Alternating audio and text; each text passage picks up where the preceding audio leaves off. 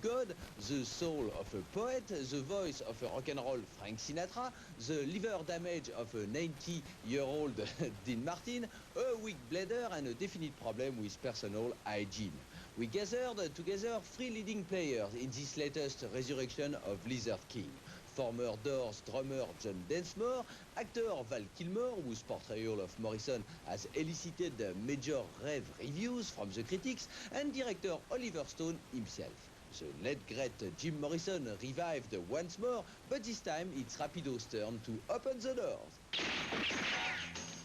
Rapido.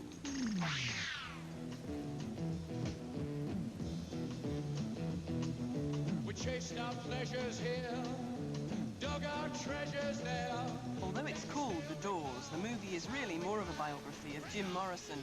And who better to review it than John Densmore, Doors drummer, author of a book about the band and consultants to the movie. It's good. You know, I went through the process of first draft and then rewrites, giving all of the detailed notes on everything. Like I took what I wanted in writing my book, he took what he wanted and left what he wanted. So it was a struggle, but you know, what we're finally left with, I think, is pretty good. Love me twice today, love me 2 times, baby. I'm gone away. The film has received mixed reviews, but everyone is agreed on the high quality of Val Kilmer's portrayal of Jim Morrison. Kilmer sees him as emblematic of an era of sudden success and equally sudden downfall. That's really the theme of it. How do you handle fame? That wasn't most of who he was, and that's part of the conflict dramatized in the story. He has not chosen to be recognized for what's mostly him. Now he has to live with a perception and live that out. Unfortunately, the tools he chose to express himself prevented him from growing out of it, killed him.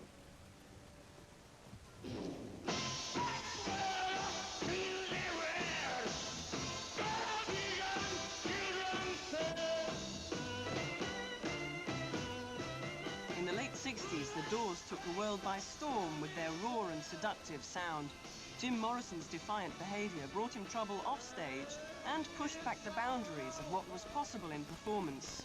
He was being responsible to serving this idea of theater, what could happen with this idea of unity, things that are very real and valuable that happened in the 60s in maybe a unique way in history because of how many young people were involved. It became a solid community, active politically in other areas. So I think it was as much his need to end it, and he couldn't do it cordially. It was his style, at least not that night. Let it roll, let it roll, let it roll, let it roll, let it roll. Doors keyboardist Ray Manzarek has publicly criticized the film for dwelling on the darker aspects of the story, but director Oliver Stone denies accusations of concentrating on the sordid. Jim Morrison did not become heroic for his decadent lifestyle. He became heroic because he was a great poet and a singer, and he stood for something that was highly conscious and intelligent. He was, if anything, an Alexander-type heroic figure. The decadence, so to speak, was not the reason that people liked him. I mean, there's plenty of decadent people in rock and roll that nobody cares about. Time to hesitate is through. No time to wallow in the mire. China, we can only lose. And our love become a funeral pyre. Come on, baby, light my fire. Come on, baby, light my fire. This guy's a natural singer. He's never sung before, but he sings. I mean, he didn't in the beginning. He wasn't too good, but he just did it. Never sung before the Doors. He had great lyrics. He's great looking, and he died at 27. With better ingredients for the mythology, you know. It's 27 forever.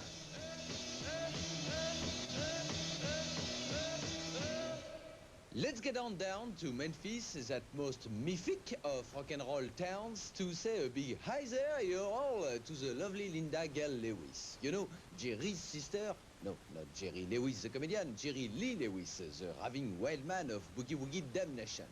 Linda just released a new album of piano boogie rock and roll. Well, what did you expect? An album of North Cumbrian wailing songs? Anyway, we thought it gave us the perfect opportunity to arrange a good old Memphis-styled chin-wagging session with this fine, upstanding woman. Linda Gail Lewis coming up right now on Rapido.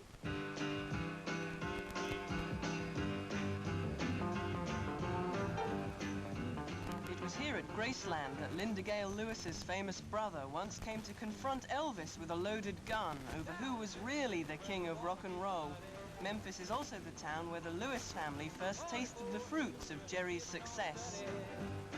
Memphis is so wonderful to me because when we were living down in a shack on the riverbank, my brother had this record out, a whole lot of shaking going on. It was a big hit record. And he was making all this money, and we had never had any money. So it was like an overnight success story, only it was like really rags to riches. And we came to Memphis and stayed in our first Holiday Inn, and Jerry bought us our first Cadillac here.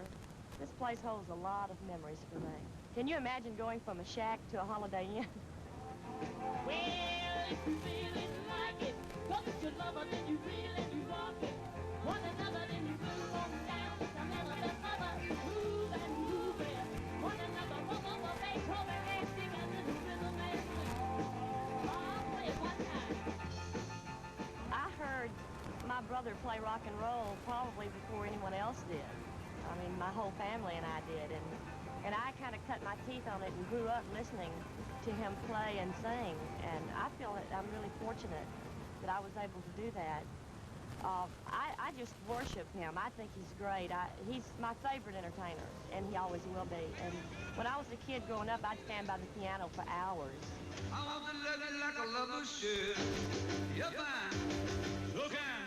I got to tell this world that you're mine. The recent film biography of Jerry Lee Lewis, Great Balls of Fire, in which he was portrayed by actor Dennis Quaid, touched on the killer's belief that rock and roll is the devil's music, not a view that Linda shares. It seemed natural to me because of our religion. The church that I grew up in had great music. And the music that my brother played, while it was honky-tonk music, it wasn't church music, which he got kicked out of Bible College in Waxahachie, Texas, for playing that style of music to, I think it was A Closer Walk with Thee or something. So he played that way even when he was playing in church. But no, it didn't ever seem odd to me or strange to me. I always loved it.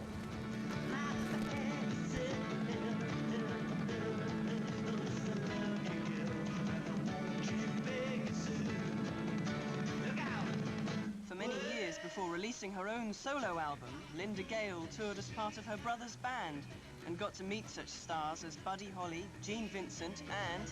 I'm punching this guy that's with me and I'm saying, that's John Lennon. And he doesn't say a word. He just walks into the room and just gets down on his knees right in front of my brother and kisses him on the bottom of his shoe. It was great. Of course, before that, Jerry had just done nothing but cuss the Beatles all the time. And after that, it was, oh, the Beatles, yeah, they're great. Now take all those crazy. As well as a love of country music and destructive piano playing, Linda shares her brother's predilection for early marriage. The Elvis impersonator that she's currently married to is Linda's 7th husband. Well, I was 14, and my first marriage was very tragic. My first husband committed suicide. That was pretty bad. That was very traumatic. But then I was married 2 other times by the time I was, I think, 15 or 16, I forget. But it happened pretty quick. For one thing, you know, I grew up thinking that if you met someone and you were physically attracted to them, you should be married to them if you're planning on being intimate with them. So when I wanted to be intimate with someone, I married them. That's crazy no follow-up and finish. Join us next week with subjects on Real World, the label, the Black Russians, Harry Connick Jr., counterfeit cassettes, and the sons and daughters of the stars of rock and roll. And now, the time has come for me to say, allez, salut maintenant! Rapido.